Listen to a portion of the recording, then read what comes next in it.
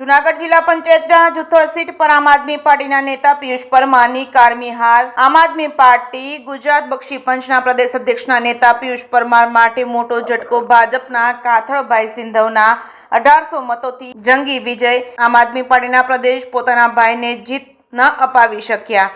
આ તકે ભારતીય જનતા પાર્ટીના ઉમેદવાર નાનુભાઈએ જુથળ જિલ્લા પંચાયતમાં તમામ મતદારોનો આભાર વ્યક્ત કરી જુથળ જિલ્લા પંચાયતના વિકાસની કામગીરી આગળ ધપાવવાની વાત કરી હતી। જે કે સિંગુરત સાથે પ્રતાપ સિસોદિયા માળિયા હાટીના। ભારતીય જનતા પાર્ટી દ્વારા માળિયા તાલુકાના જુથળ જિલ્લા પંચાયતના ઉમેદવાર તરીકે મારી પસંદગી કરી ત્યારે જ લોકોએ બે હાથ એને ઊંચા કરીને વધાવી લીધો અને આ જે કે વિજય છે એ જુથળ જિલ્લા પંચાયતના તમામ મતદારોનો વિજય છે। હું તો એ બધાનો મારી પર ખૂબ ખૂબ આભાર અને જુથળ જિલ્લા પંચાયતના કોઈ પણ મતદારને ગમે ત્યારે કામ પડશે ત્યારે હું એમનું કામ કરી આપવા પણ બંધાવું છું।